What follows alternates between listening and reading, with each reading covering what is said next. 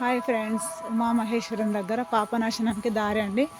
మీరు ముందుగా వచ్చిన తర్వాత మెట్ల నుంచి పైకి వచ్చిన తర్వాత ఇక్కడ వచ్చేసి దర్శనం చేసుకుంటారు కదండి. దర్శనం చేసుకున్న తర్వాత ఇక్కడ నిత్యాన్నదాన సత్రం ఉంటుంది, దేవస్థానం ఉంది. ఇటు నుంచి స్ట్రైట్గా ఇట్లే వెళ్ళిపోతే పాపనాశనం ఉంటుందండి. ఇది పాపనాశనికి దారి.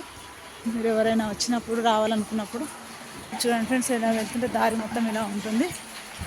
ఈ దారి బట్టి వెళ్ళినాక పాపనాశనం ఉంటుంది. ఇక్కడ యోగలింగం యోగలింగం ఉంటుంది.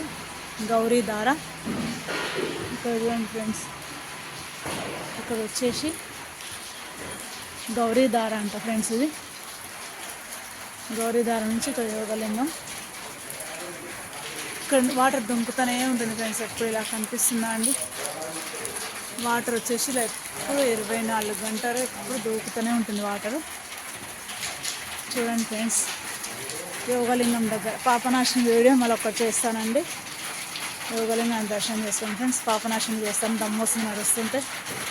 దర్శనం చేసేసుకుని ఫ్రెండ్స్, నచ్చితే లైక్ చేయండి, షేర్ చేయండి, సబ్స్క్రైబ్ చేయడం మర్చిపోకండి. ఉమామహేశ్వర క్షేత్రంలో యోగలింగం దర్శనం చేసుకోండి ఫ్రెండ్స్.